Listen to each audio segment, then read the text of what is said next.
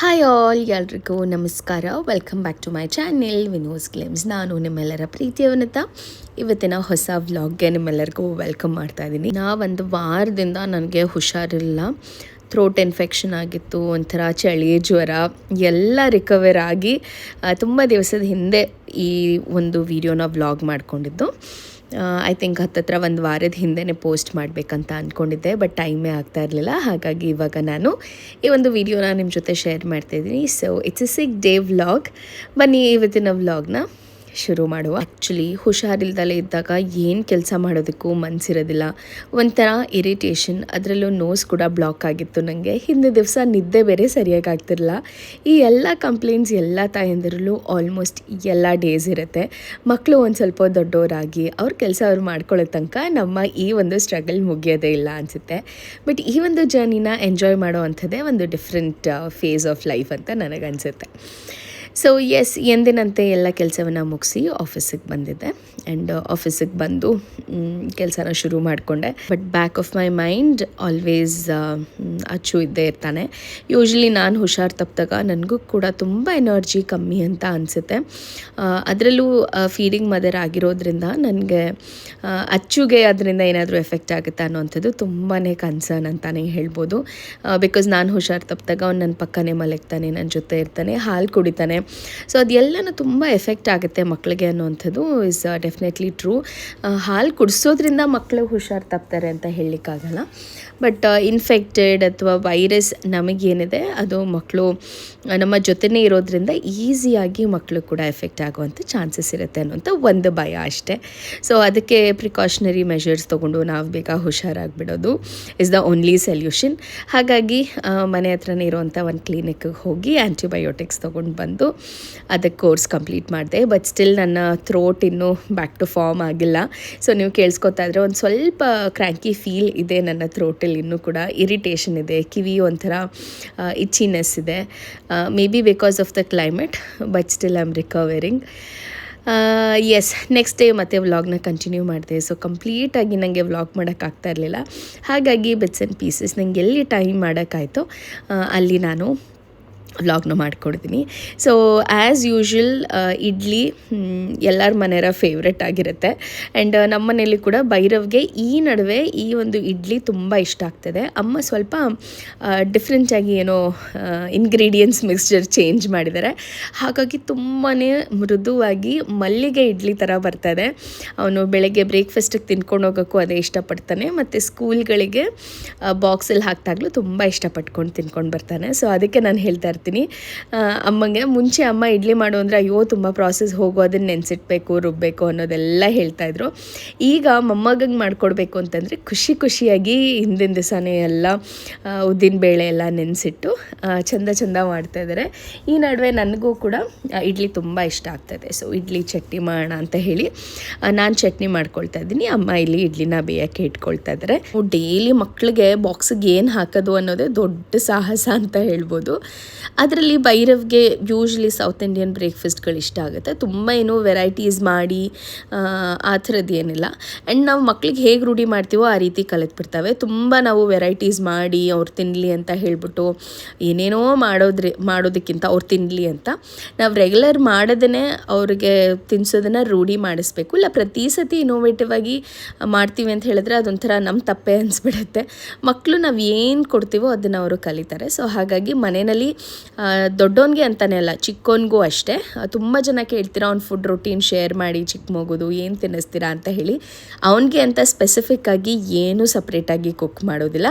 ಮನೆಯಲ್ಲೇ ನಾವು ಏನು ಮಾಡ್ಕೊಳ್ತೀವೋ ಅವನಿಗೂ ಕೂಡ ಅದರಲ್ಲಿ ಚೂರು ತಿನ್ನಿಸ್ತೀವಿ. ಅದ್ರ ಜೊತೆಗೆ ನಾನು ಹಿಂದಿನ ವೀಡಿಯೋಗಳಲ್ಲಿ ಹೇಗೆ ನಿಮಗೆ ರಾಗಿ ಸರಿ, ಅದ್ರ ಜೊತೆಗೆ ರವೆದು ಸರಿ ಮತ್ತು ಓಟ್ಸ್ದು ಸರಿ ಏನಿದೆ ಅದನ್ನು ಯಾವಾಗಲಾದರೂ ಒಂದು ಟೈಮ್ ಐದರಿಂದ ಸ್ನ್ಯಾಕ್ಸ್ ಇರ್ಬೋದು, ಇಲ್ಲ ಬ್ರೇಕ್ಫಾಸ್ಟಲ್ಲಿ ಏನಾದರೂ ಸ್ವಲ್ಪ ಸ್ಪೈಸಿ ಆಗಿತ್ತು ಅವಾಗ ಅವ್ನು ತಿನ್ನೋದಕ್ಕೆ ಹಿಂಸೆ ಮಾಡ್ಕೊಳ್ತಿದ್ದ ಅಂದಾಗ ಮಾತ್ರ ಆ ರೀತಿ ಸರಿಗಳನ್ನ ಅವ್ನಿಗೆ ತಿನ್ನಿಸ್ತೀವಿ. ಇಲ್ಲ ಅಂತಂದರೆ ರೆಗ್ಯುಲರಾಗಿ ಮನೆಯಲ್ಲಿ ಇಡ್ಲಿ, ದೋಸೆ, ಚಪಾತಿ ಏನು ಮಾಡ್ತೀವೋ ಒಂದು ಚೂರು ಅವನಿಗೆ ಕೊಡ್ತೀವಿ. ಅವತ್ತೇನಾದರೂ ಅವ್ನು ತಿನ್ನಲಿಲ್ಲ ಅಂತ ಅನ್ನಿಸ್ದಾಗ ಮಾತ್ರ ಅದನ್ನು ಸರಿ ಏನಾದರೂ ಮಾಡಿಬಿಟ್ಟು ಅವನಿಗೆ ತಿನ್ನಿಸೋವಂಥದ್ದು. ಮತ್ತು ಅವ್ರಿಗೆ ಕೂಡ ಚಟ್ನಿ ಸ್ವಲ್ಪ ಕಮ್ಮಿ ಖಾರ ಬೇಕು ಅಂತ ಹೇಳಿ ಕಮ್ಮಿ ಇದೆಲ್ಲ ಹಾಕ್ಬಿಟ್ಟು ಕಡಲೆ ಬೀಜ ಎಲ್ಲ ಸ್ವಲ್ಪ ಜಾಸ್ತಿ ಹಾಕಿ ರುಬ್ಬಿರ್ತೀನಿ. ನೋಡ್ಬೋದು ಎಷ್ಟು ಹಿಟ್ಟು ಸಾಫ್ಟ್ ಆ್ಯಂಡ್ ಮಲ್ಲಿಗೆ ಇಡ್ಲಿ ಅಂತಾರಲ್ಲ ಅದೇ ರೀತಿ ಈ ಒಂದು ಇಡ್ಲಿ ಬರುತ್ತೆ. ಸಿಕ್ಕಾಪಟ್ಟೆ ಟೇಸ್ಟಿಯಾಗಿದೆ. ಈಗಂತೂ ನಾನು ನಮ್ಮ ಮಮ್ಮಿ ಮಾಡುವಂಥ ಇಡ್ಲಿಗೆ ಫ್ಯಾನ್ ಆಗೋಗ್ಬಿಟ್ಟಿದ್ದೀನಿ ಅಂತಲೇ ಹೇಳ್ಬೋದು. ಇನ್ನು ಇಡ್ಲಿ ಚಟ್ನಿ 2 ಪ್ಯಾಕ್ ಮಾಡಿ ಭೈರವ್ದು ಸ್ಕೂಲ್ ಬ್ಯಾಗ್ನ ರೆಡಿ ಮಾಡಿ ಅವನನ್ನು ಕರ್ಕೊಂಡೋಗಿ ಬಿಟ್ಟು ಬಂದರೆ ನಾನು ಆ್ಯಸ್ ಯೂಶ್ವಲ್ ಹೇಳ್ದಂಗೆ ನನ್ನ ಫಸ್ಟ್ ಇನ್ನಿಂಗ್ಸ್ ಮುಗಿಯುತ್ತೆ ಅಂತಲೇ ಹೇಳ್ಬೋದು. ಇನ್ನು ನಾನು ಕೂಡ ಕಂಪ್ಲೀಟಾಗಿ ರಿಕವರ್ ಆಗಿಲ್ಲ. ಹಾಗಾಗಿ ಒಂಥರ ಸುಸ್ತು ಮೈಕೈ ಎಲ್ಲ ನೋವು, ತುಂಬ ಒಂಥರ ಇರಿಟೇಟ್ ಆಗ್ತಾಯಿದ್ದೆ ಚಿಕ್ಕ ವಿಷಯಕ್ಕೂ. ಸುಮ್ಮನೆ ಕಿರ್ಚಾಡೋದು ಎಲ್ಲ. ಮನೆ ಕೂಡ ಏನೂ ಕ್ಲೀನ್ ಮಾಡಿಲ್ಲ. ನೋಡ್ಬೋದು ಎಷ್ಟು ಮೆಸ್ಸಿಯಾಗಿ ಕಾಣ್ತದೆ, ಎಲ್ಲ ಐಟಮ್ಸ್ ಅಲ್ಲಲ್ಲೇ ಬಿದ್ದಿದೆ. ಇನ್ನು ಅವ್ರ ಪಪ್ಪ ಇವತ್ತು ಅವನಿಗೆ ಶೂಸ್ ಹಾಕಿ ಎಲ್ಲ ರೆಡಿ ಮಾಡಿದ್ರು. ನಾನೊಂದು ಸ್ವಲ್ಪ ತಿಂಡಿ ಮಾಡೋದು. ಆದರೆ ಹಿಂದಿನ ದಿವಸ ನನಗೆ ಎದಳಕ್ಕೆ ಕೂಡ ಆಗಿರಲಿಲ್ಲ. ಆ ರೇಂಜ್ಗೆ ಹುಷಾರು ತಪ್ಪಿಟ್ಟಿದ್ದೆ. ಫುಲ್ಲು ಜ್ವರ ಬಂದು ಚಳಿ ಎಲ್ಲ ಆಗಿಬಿಟ್ಟಿತ್ತು. ತುಂಬ ಭಯ ಆಗಿತ್ತು, ಏನಪ್ಪ ಹಿಂಗೆ ಅಂತ. ಮಕ್ಕಳಿರೋ ಮನೆಯಲ್ಲಿ ಒಬ್ಬರು ಹುಷಾರು ತಪ್ಪಿದ್ರೆ ಅದು ಒಬ್ಬರಿಂದ ಒಬ್ಬರು ಸ್ಪ್ರೆಡ್ ಆಗಿಬಿಡುತ್ತೆ. ಬಟ್ ಥ್ಯಾಂಕ್ ಗಾಡ್ ಆ ಥರದ್ದು ಏನೂ ಆಗಲಿಲ್ಲ. ಸೊ ಫೈನಲಿ ನಾನು ಒಂದು ಸ್ವಲ್ಪ ಆಚೆ ಹೋಗಿ ಬಂದರೆ ರಿಲ್ಯಾಕ್ಸ್ ಆಗ್ತೀನಿ ಅಂತ ಹೇಳಿಬಿಟ್ಟು ನಾನು ನಮ್ಮ ಮನೆಯವ್ರ ಜೊತೆ ಹೋಗಿದ್ದೆ. ಭೈರವ್ನ ಬಿಟ್ಟು ಬರೋದಕ್ಕೆ ಏನೋ ಒಂಥರ ಆ ರೊಟೀನ್ನ ಮಿಸ್ ಮಾಡಿಬಿಟ್ರೆ ಅವನ್ನ ಸ್ಕೂಲಿಗೆ ಕಳಿಸ್ಬೇಕಾದಾಗ ನನಗೆ ಹೋಗಿ ಅವನಿಗೆ ಬಾಯ್ ಹೇಳಿ ಬಸ್ ಹಚ್ಚಿದ್ರೇ ಒಂದು ದಿವಸ ಆ ಡೇಗೆ ಒಂಥರ ಸಮಾಧಾನ ಅಂತ ಅನಿಸುತ್ತೆ. ಇಲ್ಲ ಅಂತಂದರೆ ಏನೋ ಒಂಥರ ಮಿಸ್ಸಿಂಗ್ ಫೀಲ್ ಆಗುತ್ತೆ ನನಗೆ. ಹಂಗೆ ನೋಡಿಕೊಂಡ್ರೆ ಭೈರವ್ ಎಮೋಷ್ನಲಿ ತುಂಬ ಸ್ಟ್ರಾಂಗು. ಬರಬೇಕಾದಾಗ ವಾಪಸ್ ಅವನು ಅಮ್ಮ ನೀನು ಬರಬೇಡ, ಅವರಪ್ಪನೂ ಬರೋದಕ್ಕೆ ಬಿಡಲ್ಲ, ಅವನೇ ಬಸ್ಸಿಂದ ಇಳಿದ್ಬಿಟ್ಟು ಆರಾಮಾಗಿ ಬರ್ತಾನೆ. ಆ್ಯಂಡ್ ವಾಚ್ಮೆನ್ಸ್ಗಳಿರ್ತಾರೆ. ಹಾಗಾಗಿ ಅವ್ನಿಗೆ ಆ ಥರ ಇರೋದು, ಇಂಡಿಪೆಂಡೆಂಟ್ ಆಗಿರೋದು ತುಂಬ ಇಷ್ಟ ಆಗುತ್ತೆ. ಸೊ ನಾವು ವಾಪಸ್ ಬರ್ತಾ ಹಾಲೆಲ್ಲ ತೊಗೊಂಡು ಬಂದು ಆ್ಯಂಡ್ ಬಿಸಿ ಇಡ್ಲಿ ಅಮ್ಮ ಹಾಕ್ಕೊಟ್ಟಿದ್ರು. ಸಿಕ್ಕಾಪಟ್ಟೆ ಚೆನ್ನಾಗಿತ್ತು. ಅದು ಚಟ್ನಿ ಜೊತೆ ಅಂತೂ ನನಗೆ ಒಂಥರ ಬಾಯೆಲ್ಲ ಒಂಥರ ಕಸರೆ ಥರ ಆಗಿತ್ತಲ್ಲ, ಆ ಚಟ್ನಿಗೂ ಅದಕ್ಕೂ ಒಂದೊಳ್ಳೆ ಕಾಂಬಿನೇಷನು. ತಿಂದ್ಬಿಟ್ಟು ಮಲ್ಕೊಳ್ಳೋಣ ಅಂದ್ಕೊಂಡೆ. ಬಟ್ ಆದರೆ ಆಫೀಸಲ್ಲಿ ಒಂದು ಸ್ವಲ್ಪ ಕೆಲಸಗಳಿತ್ತು. ಮತ್ತು ಹೆಂಗಾಗ್ಬಿಡತ್ತೆ ಅಂತಂದರೆ ನಾವು ಆಚೆ ಹೋದ್ರೇ ಆ್ಯಕ್ಟಿವ್ ಆಗಿರ್ತೀವಿ ಅಂತ ನನಗನ್ಸುತ್ತೆ. ಯಾಕೆ ಅಂತ ಹೇಳಿದ್ರೆ ಒಂದು ದಿವಸ ಏನೋ ಒಂದು ರಜೆ ಇತ್ತು ಅಂತ ಹಾಕಿದ್ರು ಕೂಡ ಮನೆಯಲ್ಲಿ ಒಂದು ನಯಾ ಪೈಸದ ಕೆಲಸ ಮಾಡಿರಲ್ಲ ಅಂತ ಅನಿಸುತ್ತೆ. ಏನಾದ್ರೂ ಬ್ಯುಸಿಯಾಗಿರಬೇಕು ಲೈಫಲ್ಲಿ. ಆ್ಯಂಡ್ ಆವಾಗಲೇ ನಮ್ಮ ಮೈಂಡ್, ಫಿಸಿಕಲ್, ಮೆಂಟಲ್ ಹೆಲ್ತ್ ಕಂಪ್ಲೀಟಾಗಿ ಇರುತ್ತೆ ಅಂತ ನನಗನ್ಸುತ್ತೆ. ಆರೆಲ್ಸ್ ಡೆಫಿನೆಟ್ಲಿ ಅದೊಂಥರ ರೆಸ್ಟ್ ತೊಗೊಂಡಷ್ಟು ಲೈಫು ರೆಸ್ಟ್ ಹಿಡಿದು ಬಿಡುತ್ತಂತೆ, ಆ ರೀತಿ ಫೀಲ್ ಆಗುತ್ತೆ ನನಗೆ.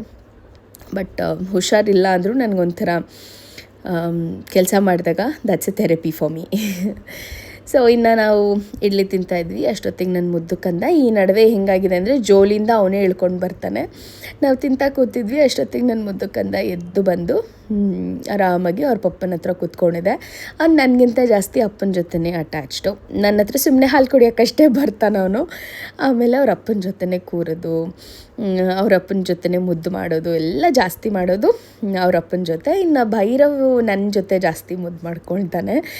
ಸೊ ಅದೇ ಅಂದ್ಕೊಳ್ತಾ ಇರ್ತೀವಿ, ಒಂದು ಬೇಬಿ ನಿನಗೆ, ಒಂದು ಬೇಬಿ ನನಗೆ ಅಂತ ಹೇಳಿಬಿಟ್ಟು.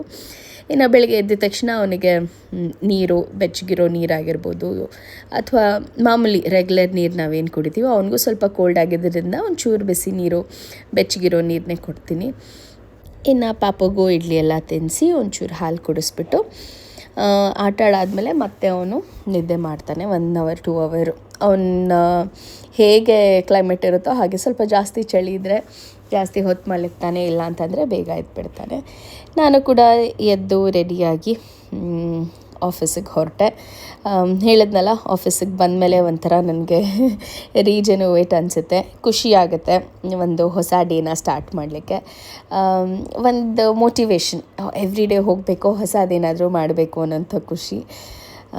ಸೊ ಒಂದು ಸ್ವಲ್ಪ ಬೆಟರ್ ಅನ್ನಿಸ್ತಾಯಿತ್ತು. ನೆಕ್ಸ್ಟ್ ಡೇಗೆ ಒಂದು ಸ್ವಲ್ಪ ಟ್ಯಾಬ್ಲೆಟ್ಸು, ಬಿಸಿ ನೀರು ಎಲ್ಲ ಕುಡಿದಾದ್ಮೇಲೆ ಸೊ ಮತ್ತೆ ಒಂದು ಆಫೀಸ್ಗೆ ನನ್ನ ಕೆಲಸನ ಶುರು ಮಾಡಿಕೊಂಡೆ.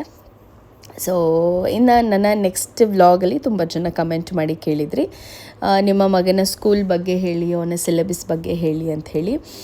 ಆ್ಯಕ್ಚುಲಿ ಹಿಂದೆ ನಾನು ಒಂದು ಬುಕ್ಸ್ದು ಏನು ಬಂದಿತ್ತು ಬಾಕ್ಸು, ಅದರದ್ದೇ ವಿಡಿಯೋ ತುಂಬ ದಿವಸದಿಂದ ಪೋಸ್ಟ್ ಮಾಡ್ತೀನಿ ಅಂತ ಹೇಳಿಬಿಟ್ಟು ಪೋಸ್ಟ್ ಮಾಡೋಕ್ಕಾಗಿಲ್ಲ. ಸೊ ನೆಕ್ಸ್ಟ್ ವಿಡಿಯೋನಲ್ಲಿ ಖಂಡಿತವಾಗ್ಲೂ ಅದರದ್ದು ಏನಿದೆ ಸಿಲೆಬಸ್ಸು, ಅವ್ನಿಗೆ ಹೇಗೆ ನಡೀತಾ ಇದೆ ಅನ್ನೋಂಥ ಕಂಪ್ಲೀಟ್ ವ್ಲಾಗ್ನ ನಿಮ್ಮ ಜೊತೆ ಶೇರ್ ಮಾಡಿ. ಹಂಗೆ ನೋಡ್ಕೊಳಕ್ಕೆ ಹೋದರೆ ಪ್ರತಿಯೊಂದು ಸ್ಕೂಲಲ್ಲೂ ಅವ್ರದ್ದೇ ಆದಂಥ ಕರಿಕ್ಯುಲಮ್ ಇರುತ್ತೆ. ಅವ್ರದ್ದೇ ಆದಂಥ ಸ್ಪೆಸಿಫಿಕ್ ವೇ ಆಫ್ ಹ್ಯಾಂಡಲಿಂಗ್ ಇರುತ್ತೆ. ಬಟ್ ಭೈರವ್ ಸ್ಕೂಲಲ್ಲಿ ಏನಿತ್ತು ಅನ್ನೋವಂಥದ್ದನ್ನು, ಅಥವಾ ಏನು ನಡೀತಾ ಇದೆ, ಅಥವಾ ಹೇಗೆ ಸಿಲೆಬಸ್ ಅವ್ರು ಕವರ್ ಮಾಡ್ತಾರೆ ಅನ್ನೋವಂಥದ್ದನ್ನು ಕಂಪ್ಲೀಟ್ ವಿಡಿಯೋ ನಾನು ನನ್ನ ನೆಕ್ಸ್ಟ್ ವ್ಲಾಗಲ್ಲಿ ನಾನು ನಿಮ್ಮ ಜೊತೆ ಶೇರ್ ಮಾಡ್ತೀನಿ. ಇನ್ನು ಇವತ್ತು ಆಫೀಸೆಲ್ಲ ಮುಗಿಸ್ಕೊಂಡು ಮನೆಗೆ ಬಂದಮೇಲೆ ಒಂದು ಖುಷಿ ವಿಚಾರ ಕೂಡ ಕಾದಿತ್ತು. ನನ್ನ PhD ಎಕ್ಸಾಮ್ ಏನಿತ್ತು ಅದ್ರದ್ದು ರಿಸಲ್ಟ್ ಕೂಡ ಬಂದಿತ್ತು. So I was very happy ಆ ರಿಸಲ್ಟ್ಸ್ನ ನೋಡಿ. ಬಟ್ ಒಂದೇನೋ ಟೆಕ್ನಿಕಲ್ ಗ್ಲಿಚಿಂದ ಇನ್ನೂ ರಿಸಲ್ಟ್ಸ್ ಬಂದಿಲ್ಲ. ಸೊ ಆ ರಿಸಲ್ಟ್ ಬಂದುಬಿಡ್ತು ಅಂದರೆ ಐ ವಿಲ್ ಬಿ ಕ್ಲಿಯರಿಂಗ್ ಏನೋ ಒಂದು 20% ಆಫ್ ಮೈ PhD ಏನಿದೆ ಅದು ಕಂಪ್ಲೀಟ್ ಆಗಿದೆ ಅಂತ ಅನಿಸುತ್ತೆ. ಸೊ ಎಸ್, ಹೀಗೆ ನನ್ನ ದಿವಸ ಕಳೆಯುತ್ತೆ. ಆ್ಯಂಡ್ ಈಗಂತೂ ಕ್ಲಾಸಸ್ ಇಲ್ಲ since mid of the vacation. But still ಎಷ್ಟು ಬ್ಯುಸಿಯಾಗಿರ್ತೀವಿ ಅಂದರೆ ಎಲ್ಲರೂ ಒಂದಲ್ಲ ಒಂದು ಸೆಷನ್ ಇರುತ್ತೆ, ಒಂದಲ್ಲ ಒಂದು ಏನಾದರೂ ಒಂದು ಟಾಸ್ಕ್ ಇದ್ದೇ ಇರುತ್ತೆ. So we enjoy every minute that we spend in our office ಅಂತಲೇ ಹೇಳ್ಬೋದು. ವಿತ್ ಮೈ ಕೊಲೀಗ್ಸ್ ಆಗಿರ್ಬೋದು, ಅಥವಾ ವಿತ್ ಮೈ ಫ್ರೆಂಡ್ಸ್, ಸ್ಟೂಡೆಂಟ್ಸ್, ಪ್ರತಿಯೊಬ್ರಿಗೂ they give a very positive environment to stay ಅಂತಲೇ ಹೇಳ್ಬೋದು. ಸೊ ಪ್ರತಿಯೊಂದು ವರ್ಕಿಂಗ್ ವುಮೆನ್ಗೂ ಈ ಒಂದು comfort zone in working environment is very important ಅಂತ ನನಗನ್ಸುತ್ತೆ. ಬಿಕಾಸ್ ಯಾವತ್ತೂ ನಾವು ಒಂದು ಕೆಲಸಕ್ಕೆ ಹೋಗಬೇಕಾದಾಗ ತುಂಬ ಖುಷಿಯಿಂದ ಹೋಗಬೇಕಾಗುತ್ತೆ, ಬಿ ಇಟ್ ಎನಿವೇರ್. ಸೊ ಆ ವೈಬ್ ಮಾಡೋ ಅಂಥದ್ದು ಏನಿರುತ್ತಲ್ಲ, that is very important. So having a very good environment at work matters a lot ಅಂತ ಅನಿಸುತ್ತೆ for your mental health. So work life balance ಅನ್ನೋವಂಥದ್ದು ಕೂಡ ಪ್ರತಿಯೊಬ್ಬ ಹೆಣ್ಮಕ್ಳಿಗೂ ಮ್ಯಾಟರ್ಸ್ ಅ ಲಾಟ್. ಬಿಕಾಸ್ ಮನೆಯಲ್ಲೂ ಕೆಲಸ ಮಾಡಿ ಮತ್ತು ಅಲ್ಲಿ ಹೋಗಿ ತುಂಬ ಪ್ರೆಷರೈಸ್ ಆಗೋದಕ್ಕಿಂತ ನಾವು ಮಾಡೋವಂಥ ಯಾವುದೇ ಒಂದು ಕೆಲಸ ಖುಷಿಯಿಂದ ಮಾಡಿದರೆ I think that's more than sufficient ಅಂತ ನನಗನ್ಸುತ್ತೆ. ಏನೋ ಆಫೀಸೆಲ್ಲ ಮುಗಿಸಿ ವಾಪಸ್ ಮನೆಗೆ ಬಂದು ಒಂದು ಸ್ವಲ್ಪ ಹೊತ್ತು ರೆಸ್ಟ್ ಮಾಡಿಕೊಂಡು ಫ್ರೆಶ್ ಅಪ್ ಆಗಿ ನನ್ನ ಮುದ್ದು ಕಂದಮ್ಮನೂ ಕೂಡ ಹೊರಗಡೆ ಕರ್ಕೊಂಡು ಹೋಗೋಣ ಅಂತ ಹೇಳಿಬಿಟ್ಟು ಅವನಿಗೂ ರೆಡಿ ಮಾಡಿಸ್ಕೊಳ್ತಾ ಇದ್ದೀನಿ. ಯೂಶ್ವಲಿ ಅವನಿಗೂ ಕೂಡ ಬೆಳಗ್ಗೆ ಹೊತ್ತು ಇನ್ನೂ ಸ್ನಾನ ಮಾಡಿಸಿರಲ್ಲ. ಸೊ ಹಾಗಾಗಿ ನಾನು ಆಫೀಸಿಂದ ಬಂದಾದಮೇಲೆ ಅವನಿಗೆ ಸ್ನಾನ ಮಾಡಿಸ್ಕೊಂಡು ಅವನಿಗೂ ಕೂಡ ರೆಡಿ ಮಾಡಿಸ್ಕೊಂಡು ಹೊರಗಡೆ ಹೋಗೋಣ ಅಂತ ಹೇಳಿ ಹೊರಡ್ತಾ ಇದ್ದೀವಿ. ಸೊ ಹೆಂಗೋ ರಿಸಲ್ಟ್ ಬಂದಿದೆಯಲ್ವಾ, ಸೊ ಹಾಗಾಗಿ ನಮ್ಮ ಮನೆಯವ್ರು ಏನಾದರೂ ಟ್ರೀಟ್ ಕೊಡಿಸು ಅಂತ ಇದ್ದರು. ನಾನು ಅದೇ ಹೇಳ್ತಿದ್ದೆ, ಇನ್ನೂ ಒಂದು ರಿಸಲ್ಟ್ ಬಾಕಿ ಇದೆಪ್ಪ ಅಂತ. ಬಟ್ ಸ್ಟಿಲ್ ನನಗಿಂತ ಅವ್ರಿಗೆ ಜಾಸ್ತಿ ಕಾನ್ಫಿಡೆನ್ಸು, ಎನಿವೇ ನೀನು ಕ್ಲಿಯರ್ ಮಾಡೇ ಮಾಡ್ತೀಯಾ ಅಂತ ಹೇಳಿಬಿಟ್ಟು. ಸೊ ಎಸ್, ಫೈನಲಿ ಎಲ್ಲರೂ 4 ಜನ, ಅಮ್ಮನೂ ಕರೆದೆ. ಇಲ್ಲ ಅಮ್ಮ ನಂಗೆ ಚಳಿ, ನಾನು ಬರಲ್ಲ ಅಂತ ಹೇಳಿದ್ರು. ಸರಿ ಆಯಿತು ಅಂತ ಹೇಳಿ ನಾವೇ 4 ಜನ ಆಚೆ ಹೋಗಿ ಬರೋಣ ಅಂತ. ಅಚ್ಚುಗಂತೂ ಆಚೆ ಹೋಗಿದೆ ಅಂದರೆ ಸಿಕ್ಕಾಬಟ್ಟೆ ಖುಷಿ. ಈ ನಡುವೆ ಅಂತೂ ಹೆಂಗಾಗಿದ್ದಾನೆ ಅಂದರೆ, ನಾವು ಒಂಚೂರು ರೆಡಿ ಆಗೋಂಗಿಲ್ಲ, ನಾನು ಬರ್ತೀನಿ ಅಂತ ನಮಗಿಂತ ಮುಂಚೆ ಹೋಗಿ ಚಪ್ಪಲ್ ಹಾಕ್ಕೊಂಡು ರೆಡಿಯಾಗಿ ಕೂತಿರ್ತಾನೆ.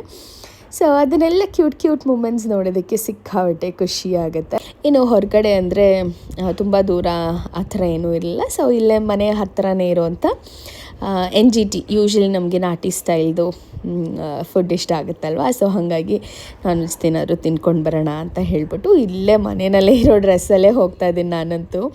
ನಮ್ಮ ಮನೆಯವ್ರು ಅದೇ ಅಂತಿರ್ತಾರೆ, ಇದೇ ಡ್ರೆಸ್ಸಲ್ಲಿ ಬರ್ತಾಯಿದ್ಯಾ ಅಂತ. ಬಟ್ ನನಗೇನೋ ಒಂಥರ ಕಂಫರ್ಟಬಲ್. ಮುಂಚೆ ಆಗಿದ್ರೆ ಮನೆ ಬಿಟ್ಟು ಆಚೆಗೆ ಹೋಗಬೇಕು ಅಂದಾಗ ತುಂಬ ಸ್ಪೆಸಿಫಿಕ್ ಆಗಿದ್ದೆ, ಹಿಂಗೆ ಇರಬೇಕು, ತಲೆ ಸ್ನಾನನೇ ಮಾಡಬೇಕು ಅಂತೆಲ್ಲ. But after 2 kids life has changed so much ಅಂತ ಹೇಳ್ಬೋದು. ಮಕ್ಕಳು ಚೆನ್ನಾಗಿ ಆರಾಮಾಗಿ ಖುಷಿಯಾಗಿ ಹೋದರೆ ಸಾಕು, ನನ್ನ ಡ್ರೆಸ್ ಬಗ್ಗೆ ಕೇರ್ ಮಾಡಲ್ಲ. Zero senses over the dress ಬೆಳಗ್ಗೆ ಹೊತ್ತು. ಆ್ಯಂಡ್ ಐ ಮೀನ್ ಮಕ್ಳ ಜೊತೆ ಹೋಗಬೇಕಾದಾಗ I prefer being more comfortable rather than being more stylish ಅಂತ ನನಗನ್ಸುತ್ತೆ. ಸೊ ಎಸ್, ಹೋದ್ವಿ. ಅಚ್ಚುಗೂ ಕೂಡ ಒಂದು ಸ್ವಲ್ಪ ಚಿಕನ್ ತಿನ್ನಿಸಿದ್ವಿ. ಅವನು ಕೂಡ ಮನೇಲಿ ಹಾಲು ಕುಡ್ದಿದ್ದ, ಸಂಜೆ ಹಾಲು ಕುಡಿಯೋದು. ಅದ್ರ ಜೊತೆಗೆ ಒಂದು ಸ್ವಲ್ಪ ಅವನಿಗೂ ಮಧ್ಯ ಚಿಕನ್ ತಿನ್ನಿಸ್ತಾ. ಭೈರವ್ ಕೂಡ ಅವಾಗಲೂ ಎದ್ದಿದ್ದ, ಅವನು ಸ್ಕೂಲಿಂದ ಬಂದುಬಿಟ್ಟು ಅವನು ಟಯರ್ಡಾಗಿ ಮಲಗಿಬಿಟ್ಟಿದ್ದ. ಹಾಗಾಗಿ ಅವನೂ ಚಿನ್ನಿ ಬಾ ರಿಸಲ್ಟ್ ಬಂತು ಅಂತ ಹೇಳಿಬಿಟ್ಟು ಕರ್ಕೊಂಡು ಹೋಗಿ ಅವನು ತಿಂದ್ಕೊಂಡು ಎಲ್ಲ ಊಟ ಮಾಡಿಕೊಂಡು, ಒಂದೊಂದು ಸತಿ ಹಠ ಮಾಡ್ತಾನೆ ಅಚ್ಚು ಈ ರೀತಿ ತಿನ್ನೋಕ್ಕೆ. But otherwise Hi eats well. But ಈ ನಡುವೆ ಯಾಕೋ ಅವನು ಕೂಡ ಸಣ್ಣ ಆಗ್ತಾ ಇದ್ದಾನೆ ಅಂತ ಅನ್ನಿಸ್ತಾ ಇದೆ. ಅವನಿಗೂ ಜ್ವರ ಬಂದು ಹುಷಾರು ತಪ್ಪಿದಾಗ ಒಂಚೂರು ವೆಯ್ಟ್ ಲಾಸ್ ಆಗಿದ್ದಾನೆ. ಸೊ ನಾವು ಎಲ್ಲ ಊಟ ಮಾಡಿಕೊಂಡು ಆ್ಯಂಡ್ ನಮ್ಮ ಫೇವ್ರೆಟ್ ರೋಡಲ್ಲಿ ವಾಪಸ್ ಮನೆಗೆ ಬಂದ್ವಿ. ಐ ಹೋಪ್ ಈ ಒಂದು ವ್ಲಾಗ್ ನಮ್ಮೆಲ್ಲರಿಗೂ ಇಷ್ಟ ಆಗಿದೆ ಅಂತ. ಮತ್ತೆ ಸಿಗ್ತೀನಿ.